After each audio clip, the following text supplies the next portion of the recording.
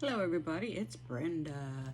I am back again with another episode of Don't Sweat the Small Stuff.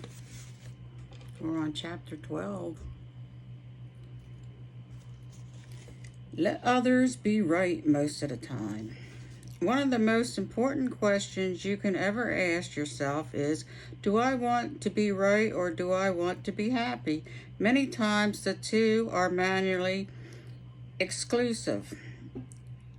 Being right, defending our positions takes an enormous amount of mental energy and often alienates us from the other people alienates us from the people in our lives. Needing to be right or needing someone else to be wrong encourages others to become defensive and puts pressure on us to keep defending. Yet many of us may not many of us, me too, at times spend a great deal of time and energy attempting to prove our point that we are right and others are wrong. Many people consciously or unconsciously believe that somehow their job is to show others how their positions, statements, and points of view are incorrect, and that in doing so, the person they are correcting is going to somehow appreciate it or at least learn something wrong. Learn something's wrong. Think about it. Have you ever been corrected by someone and said to the person who was trying to be right, "Thank you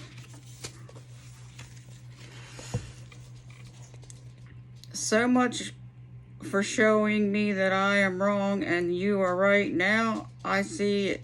Boy, you're great." Or has anyone you know ever thanked you or ever agreed with you when you corrected them or made yourself right at their expense? Of course not. The truth is, all of us hate to be corrected. We all want our positions to be respected and understood by others. Being listened to and heard is one of the most greatest desires of the human heart. And those who learn to listen are the most loved and respected. Those who are in the habit of correcting others are often resented and avoided. Boy, that's true. It's not that it's never appropriate to be right. Sometimes you generally need to be or want to be. Perhaps there is a certain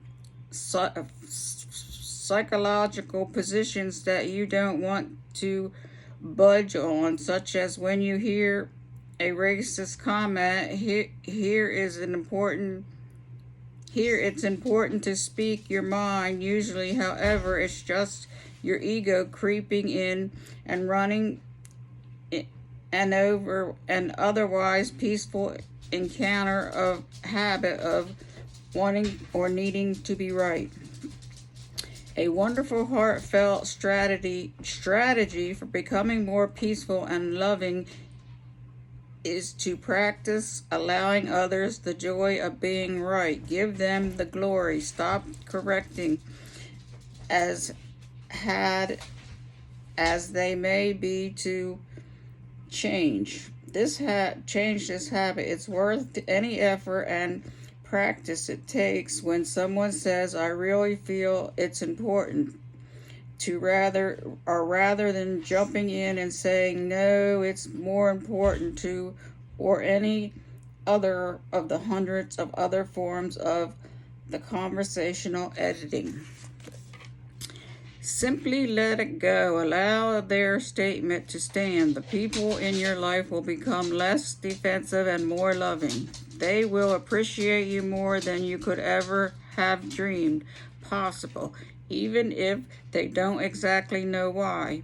You'll discover the joy of participating and witnessing other people's happiness, which is far more rewarding than a battle of egos. You don't have to sacrifice your deepest psychological truths or most heartfelt opinions, but starting today, let others be right most of the time. Become more patient. That's a lesson all of us need to learn. The quality of patience goes a long way toward the goal of creating more peaceful and loving self. The more patient you are, the more accepting you will be of what is rather than interesting than life be exactly as you would like to be. Without patience, life is extremely frustrating. You are easily annoyed, bothered, and irritated.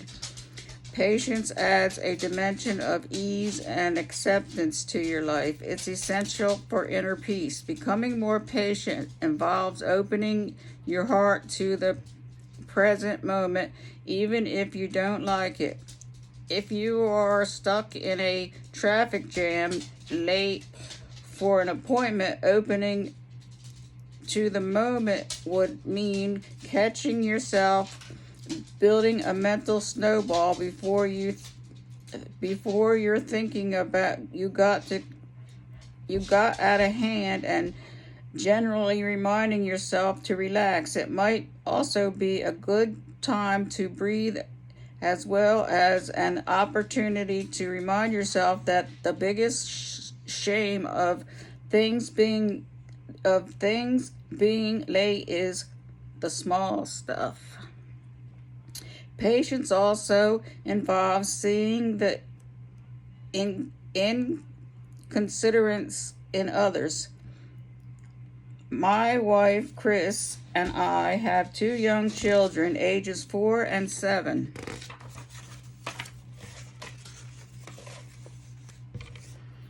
On many occasions while writing this book, our 4-year-old daughter has walked into the office and interrupted my work, which can be disruptive to a writer.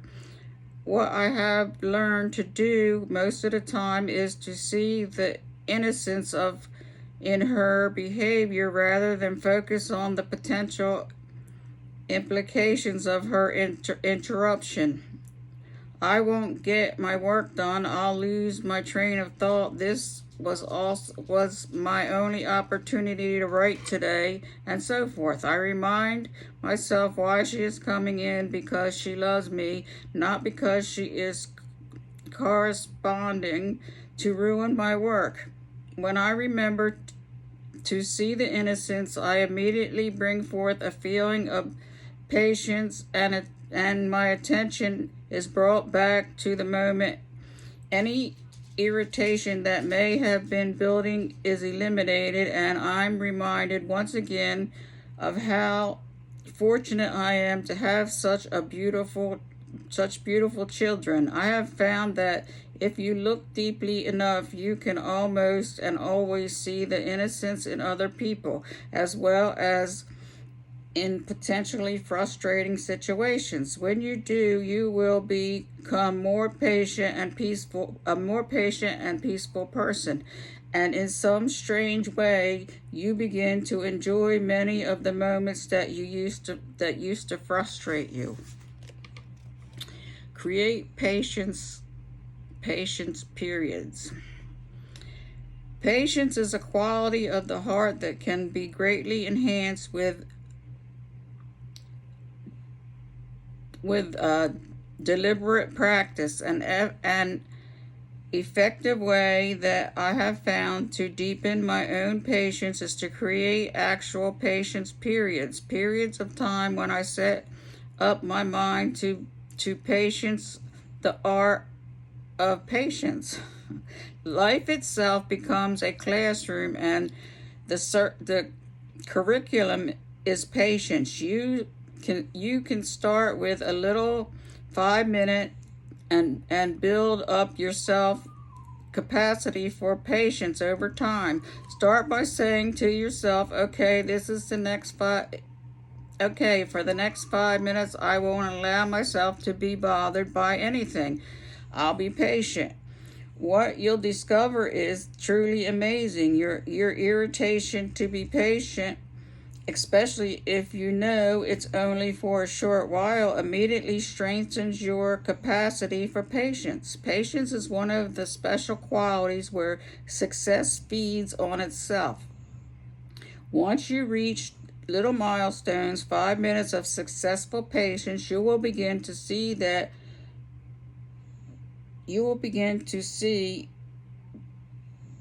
you do need to have a capacity to be patient even for longer periods of time.